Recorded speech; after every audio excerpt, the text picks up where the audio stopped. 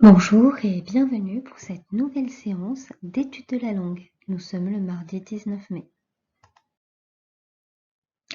Comme hier, nous allons commencer cette séance par un lecture chronomo. Alors, je te rappelle la consigne. Tu dois lire des mots et te chronométrer pour lire de plus en plus vite sans faire d'erreur. Et tu essaies de faire ça 3 fois de suite. Voici les 2 listes du jour. Je te laisse mettre la vidéo sur pause, préparer ton chronomètre ou ton téléphone et c'est parti pour 3 fois de suite. Tu vas voir, tu vas t'améliorer au fil des essais. C'est parti.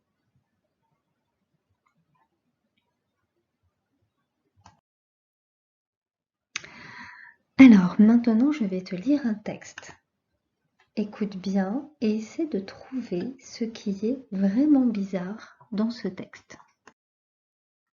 C'est parti. La Belle au bois dormant est une princesse. La Belle au bois dormant a dormi pendant plus de 100 ans. Heureusement, la Belle au bois dormant a reçu le baiser d'un prince charmant. La Belle au bois dormant et le prince charmant vivent heureux et ont beaucoup d'enfants.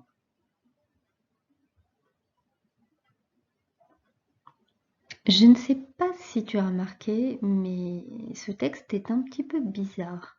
On va essayer de détecter ce qui est vraiment bizarre. Alors, voici le texte que je viens de te lire. Il est écrit. Tu peux mettre la vidéo sur pause pour pouvoir le relire et me dire, après lecture, ce qui te semble bizarre dans ce texte.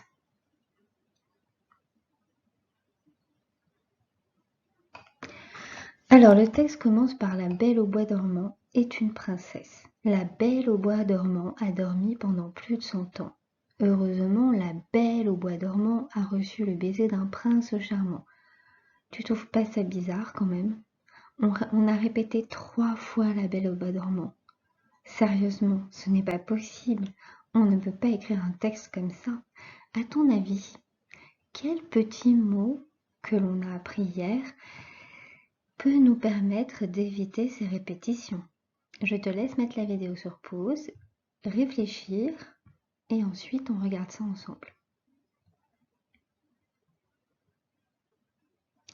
Alors quand dans le texte on te dit la Belle au bois dormant est une princesse, qui est une princesse? La Belle au bois dormant, donc c'est le sujet.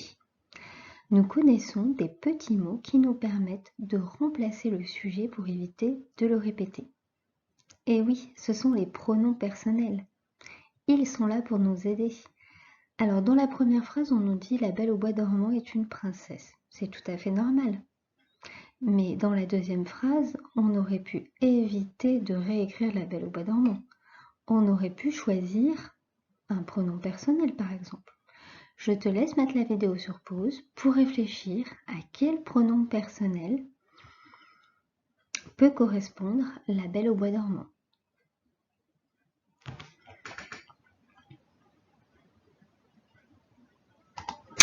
Alors, la Belle au bois dormant.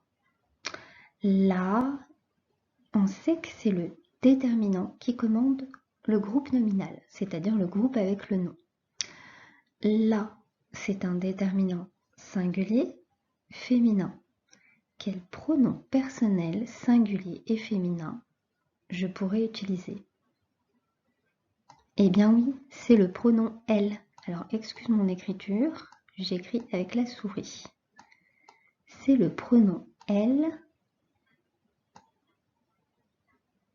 sans S. Exactement. Si on avait dit la Belle au bois dormant est une princesse, elle a dormi pendant plus de 100 ans. Ça sonne mieux quand même. On continue.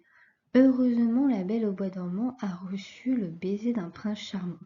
À ton avis, il vaut mieux laisser la Belle au bois dormant ou la remplacer par le pronom personnel sujet? Et oui, je pense qu'on peut à nouveau utiliser le pronom elle. Oups.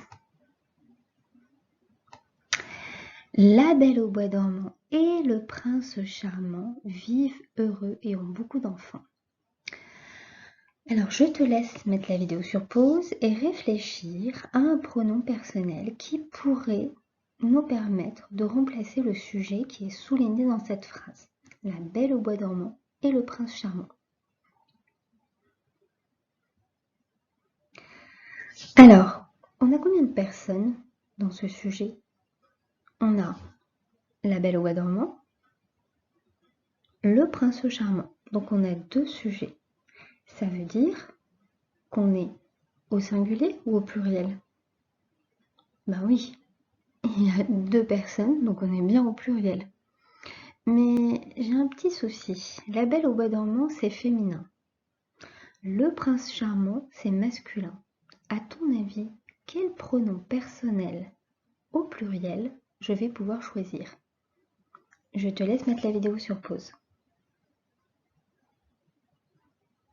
Nous l'avions déjà vu en classe. Quand il y a un sujet pluriel qui est composé d'une fille et d'un garçon, d'un féminin et d'un masculin, eh bien c'est le masculin qui l'emporte et qui gagne. Donc on va choisir un pronom personnel masculin. Donc c'est il, mais attention, il y a deux personnes, donc on prend le pluriel avec un S. Et voilà. Ah, le texte est beaucoup plus lisible. Je te laisse mettre la vidéo sur pause et le relire. Et là, tu vas te rendre compte qu'il n'est vraiment plus bizarre. On va passer à un petit exercice écrit. Je vais te demander de préparer ton cahier du jour. Nous sommes le mardi 18 mai et nous sommes en séance de grammaire. Je te laisse mettre la vidéo sur pause pour te laisser le temps de préparer ton cahier ou ta feuille.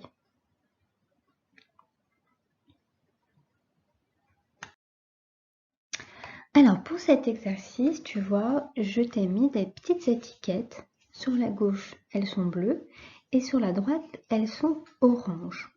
Je vais te demander de me relier ces étiquettes entre elles pour former une phrase. Parce que tu vois que dans les étiquettes oranges, à la fin, il y a un point et dans les étiquettes bleues, au début, il y a une majuscule. Donc, il faut reconstruire les phrases en reliant les deux types d'étiquettes. Alors, les étiquettes en bleu, c'est le sujet. Et les étiquettes en rouge, orange, c'est la partie de la phrase qui contient le verbe. On appelle ça la famille du verbe, le groupe verbal. C'est un groupe de mots qui va avec le verbe. Donc, je te laisse mettre la vidéo sur pause et recopier les phrases. Attention, n'oublie pas, une phrase doit avoir un sens. Et le sujet et le verbe doivent toujours être d'accord. C'est parti!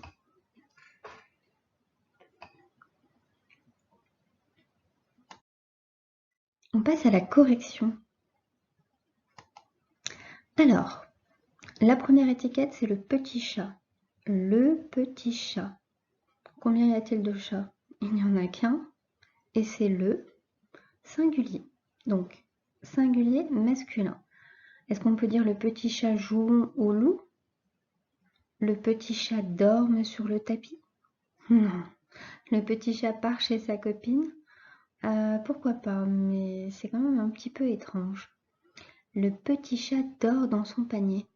Et oui, le petit chat va avec la dernière étiquette. On continue. Mon chat et mon chien. Jouons au loup? Non, c'est un petit peu bizarre. Dorment sur le tapis? Ah oui, ils sont deux. Donc le verbe est au pluriel, ENT.